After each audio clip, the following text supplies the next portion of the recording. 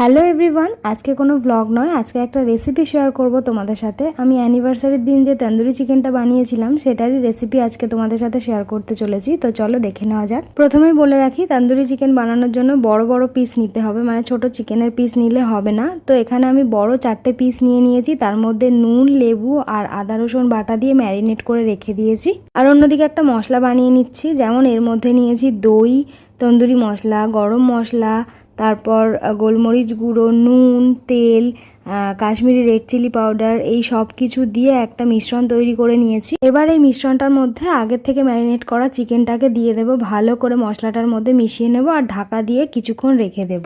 আমি সকালবেলা ম্যারিনেট করে ফ্রিজের মধ্যে রেখে দিয়েছিলাম আর সন্ধ্যাবেলা রান্না করেছি। মশলাটা খুব ভালোভাবে ভিতরে ঢুকে গেছিল। এবার গ্রিল মোডে দিয়ে 45 মিনিট মতো রান্না করেছি, খুব ভালোভাবে সেদ্ধ হয়ে গেছিল। মাঝখানে একবার বের করে তেল গ্রিস করে নিয়েছিলাম ওপর থেকে। এই দেখো, এটা কত সুন্দর সেদ্ধ